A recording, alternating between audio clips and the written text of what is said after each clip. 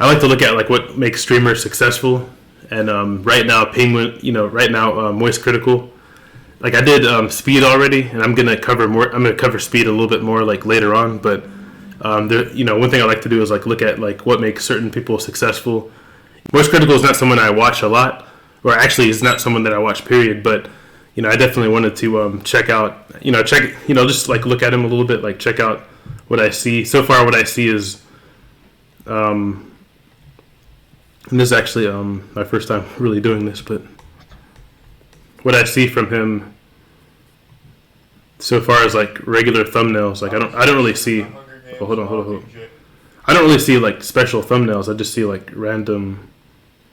So it's kind of interesting. Like so, thumbnails don't really. It seems like thumbnails don't really matter as much, because like from what I see from him right now, none of these videos have thumbnails. It's just like the. And I know that's one thing I noticed for me is like I don't really get that many more views most of the time like when I have thumbnails. But let's go ahead and check out a video of Moist Critical and then see if I see what we can pick up on. I feel like everyone has something that they've believed for the majority of their life, and it's not until one world-altering moment that they realize it was all fake or a lie. I think Santa Claus is the best example. Everyone grows up believing in Santa Claus. Eventually they learn he's not real. Or if you want to go a bit more specific, chocolate milk coming from brown cows. Kids get told that as a myth, and then eventually they grow up and realize that makes no sense. That also is just a lie. I recently had one of these moments where something that I believed for the entire 29 years I've existed in this corporeal dimension came crumbling down after a single chat message during stream brought... Okay, so far I noticed like he just like opened the video just starting off talking, which is kind of interesting. So I kind of like that. Like he gets right to the point. It's like pretty direct. He said he saw Triax sleep. Wait, hold on. Sleeping on just a 24/7 stream. I don't think I'm ever gonna do that. You have to be really popular for that. Like no one's gonna watch me sleep. Like you'd have to be like really popular, and then you'd still get money. Like so, basically, you're getting money when you're sleeping. Someone like this could do that. Like someone with like his kind of following could do that. For so long, is not. And I think a lot of you are going to have a very similar experience when I go over it. It has to do with how to handle a jellyfish sting. Immediately, I think a lot of you just had that light bulb go off in your head, like, oh, jellyfish sting. Obviously, if you're in an emergency situation, you get stung by a jellyfish, pee on it. Okay. You've seen it in movies, TV shows, and pretty much everyone I've ever met in real life has echoed that same thing whenever a jellyfish sting gets brought up. They'll just wiggle their finger. Did you know that if you get stung by a jellyfish... So I like his enthusiasm. He's got like enthusiasm. Like he's like clearly like it's not like a monotone. Like he's changing his voice a lot. Like it's. Like for example, like he's like instead of just talking like hey, I want to I'm just blah blah blah blah blah. Like he's changing his voice. Like he's like the perfect surfboard is. So I want to talk to you guys about surfboards. Surfboards are like really there's different types of surfboards. Depending on how tall you are, you want to find a surfboard that suits your style. And then if you're like a little bit shorter, you're gonna find a shorter surfboard. And then certain surfboards are better for certain like days of the week. Like if it's a really wavy day, like say the waves are like 70 feet or they're just like really high, you want to find a really good surfboard to counter. Like if you're a novice, and you're just beginning, you want to find like this certain surfboard that like suits you know what I mean. Like he's changing his voice a lot. Like he's not just talking like hey, I'm talking about blah blah blah blah blah. Like he's changing his voice a lot. He's eye contact is good. You know what I mean? Like he's moving around. His back, like if you look at the background, like his background is like really look at his background. Like he's got like all kinds of stuff behind him. So it's like kind of everything you see, like and then his voice and like his eye contact, stuff like that. It's like really good. Oh yeah, I'm definitely taking notes. Yeah, he looks like a surfer, doesn't he? Though. He said surfer, man. He looks like a surfer though, like with his hair. You know what I mean? Like he could, like I wouldn't be surprised if he was like if he just like surfed for the first time and he was good because like he just has that surfer look to him. Fish peeing on it actually helps. It may sound yucky, but trust me, you can't fault the science. This is some. Plus, he's talking about jellyfish, so jellyfish. They kind of go with fucking bulletproof stuff. And I always I believed it. Like, and even some of the reasoning sounded, understandable. If I remember correctly, there was even a Bear Grylls moment where he gets stung by a jellyfish and gets peed on. So he was also someone that had a lot of authority back in the day to speak on some shit like that. So I always trusted that that was a real thing. I think the other thing is topic choice too, because like if you talk about something really, maybe at his level he can talk about something that's not like a boring topic, but like I think the topic choice is interesting. Excuse me. I think the topic choice is interesting. Turns out, bunch of baloney. You don't want to pee on a jellyfish sting. And in fact, when you really stop to think about it, why the fuck would piss ever be helpful when it comes to getting stung by a jellyfish? When I really try and it could be like the acid in the pee, or I think that's what I've heard. But anyway, let me stay on subject. Never mind. Let me stay on subject. Get into the nitty gritty. I feel like such a fool for ever having fallen for this. It almost sounds like a joke, like the classic, "Oh, my shoulder hurts. Do you have any remedies for shoulder pain?" Yeah, it's called sucking my dick. It's like that's exactly what happened with this jellyfish thing. Like, oh, you got stung by a jellyfish? What if I pissed on your foot? That ought to fix it. And then somehow it caught on. I tried to trace the genesis of... Not afraid to curse, it's just like straight up, like he'll say fuck, or he'll say whatever, he's not afraid to curse, or say suck my blah blah blah, so that's something I noticed like with LTG too. Like I don't know if you've seen LTG, Michael, but Luke's your God, this guy that rages in video games a lot, but people tend to like that kind of stuff. It seems like I don't think I'm really gonna curse a lot, but I'm not going to curse more because of this, but I'm just saying that seems to be like, something I noticed.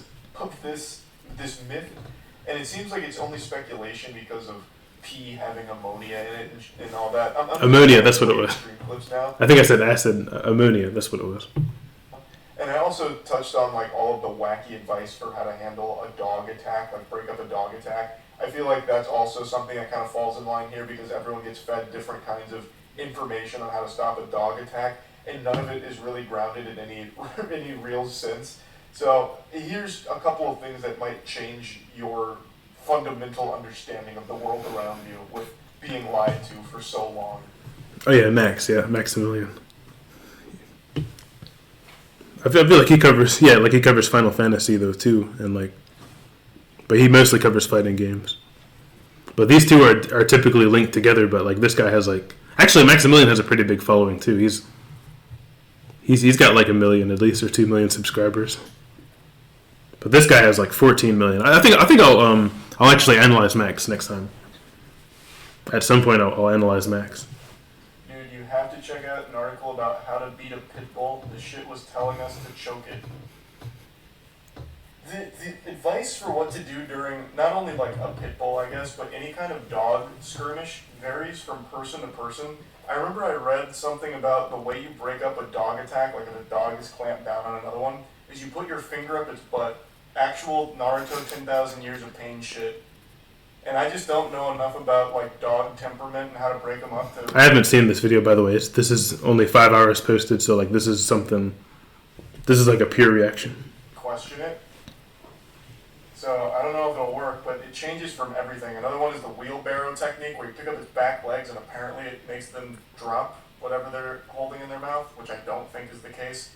And then another one was like basically a cross body block, where you pick up its back legs and then turn it over and like fall on it or something. I don't remember exactly what the process was for that, but it's always different advice that I feel like I don't know enough. Yeah, so it's also worth noting that there's other things that make people famous. Like there's people that are because there's people that just like him that have like 1 subscriber on YouTube. You know what I mean? Like, so it's not necessarily like, oh my gosh, this guy's so amazing, let's all just watch him. I think it's more like I think one thing about him is like he's showing more personality. Like he's showing more because like a lot of us, like one thing I'm learning is like my favorite streamer, for example, Smug.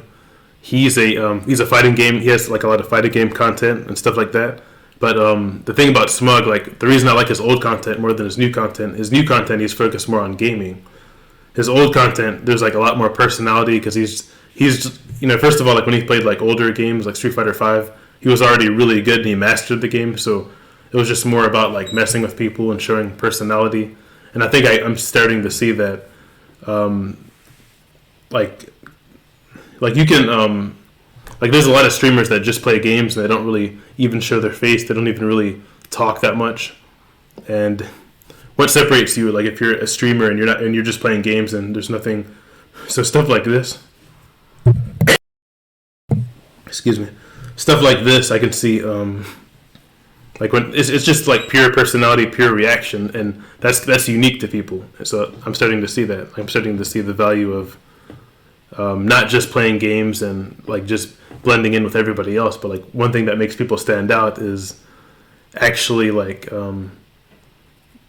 just showing more personality, like showing more and the way you do that is through reactions. I feel like stuff like this where you're reacting and you're laughing, and you don't really get that from games where you're just like playing a game and ignoring the chat, and you're not talking to anybody. Which when I play games, I talk to people, but like it's more focused on the game, and so I think that's a good reason. Excuse me. I think that's a good reason, to do like reactions and stuff like this. But I just don't think it would work. Like even putting your fingers in its ass, like I don't. Why would that make it release? It's not like a lever. Because if this guy was just playing a video game all day and not really doing anything, then he wouldn't be where he is. I think like stuff like this actually. I think that's why stuff like this is important. Like if you notice, like I Show Speed, he does the same thing. He said very personable, yeah. But I Show Speed does the same thing. He's not just playing games. He's doing a lot of other stuff, Shock. I don't think it would be pure shock to a dog though. They sniff each other's asses. That'd probably they wouldn't even register that. I doubt. So do you like that kind of stream sometimes? To break it up. I got trained to do it.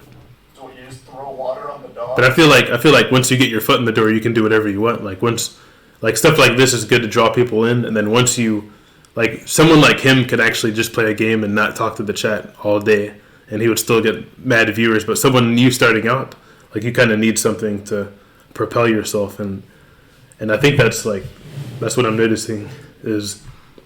People that just play games all the time and don't really, chat that much. Like, you're just like everybody else, basically. That's what it seems like. Like I feel like I'm just another. Like if I don't do reactions and I just do stuff like if I just play games all day, then you basically have to be So one thing I'm noticing is like because guys like Punk, for example, or like the really good fighter, like the people that actually play games. And get viewers, they're professionals. Like there's got to, if you're just gonna play games, you got to be like a professional, or there's got to be something that makes you unique. Because if you see like guys like Ninja, that's all he does. He doesn't make content like this. He usually just plays games. But you heard of Ninja, right? He's a Fortnite streamer, but he's actually a professional. Like he's actually really good at the game. So if you're really good at your game, you could get away with that. But otherwise, if you're a regular person like me, you need to. I feel like you need to mix up your content. But one thing I'm noticing is this is all new content too. That's one thing that like just stuck out to me. This is all new content. This isn't like for example, someone turns on Street Fighter and just plays Street Fighter. We've seen it before, you know what I mean? We've seen all of that before. We've seen all of your reactions before. This is all new content. Like this is never seen before. Like someone didn't get on a website and talk about jellyfishes and jellyfish stings and myths and stuff like that we've believed all our lives. Like this is all new content. So that's one thing that I'm realizing too. Like this is all new, like stuff that I Show Speed does, stuff that certain famous streamers do. This is all new content. It's not like you can't say like this isn't stuff you see every day. Is what I'm saying. Like like XQC for example on Twitch.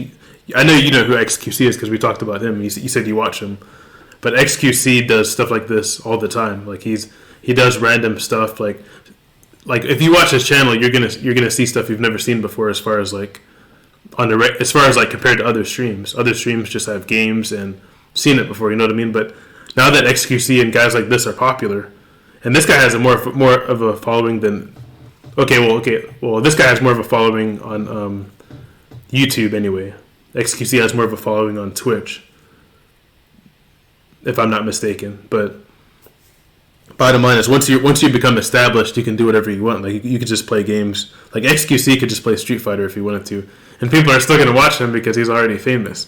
You know what I mean? So, okay, I think we get the message. But So basically, one thing I'm noticing too is that because what I've been told, I've watched videos on how to grow a YouTube channel, and they're focused on like because here's what I hear, like your content's not good. That's why you need to focus on your content. You need to make your content better. But the problem is, how do people know your content's not good if you're getting like 5 views on the video?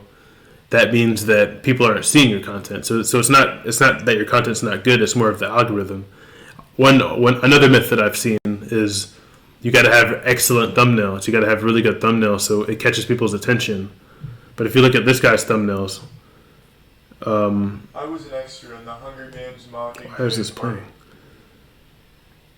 If you look at this guy's thumbnails, like he doesn't have thumbnails. This is all like let's go to his videos. Like these aren't thumbnails. This is just like part of his stream. Like he didn't make these thumbnails. You know what I mean? Like none of these are thumbnails.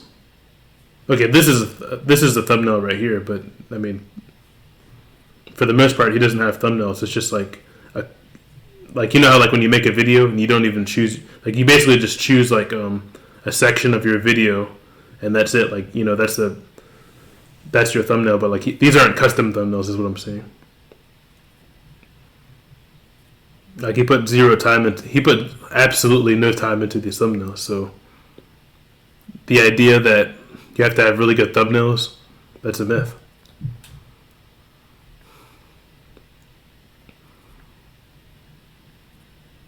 So yeah. Anyway, thanks for watching. I just wanted to I just wanted to I just wanted to see like that's one thing I'm gonna continue to do is like study other streamers and see what makes them successful and stuff like that. But yeah, let's go ahead and get into some gaming stuff. It's very fascinating though. But yeah, this streamer's he's successful, and I think it's because, like I said, I think the main thing is just because it's never seen before stuff. Like you can't turn on Twitch and see stuff like this because he's reacting, and it's not even so much that it's effort. Like he's not really putting that much effort into it. It's just more so like it's different. It's not like a guy just playing Call of Duty and shooting, and you know what I mean. Like it's not like that kind of stuff. Like this is all brand new stuff.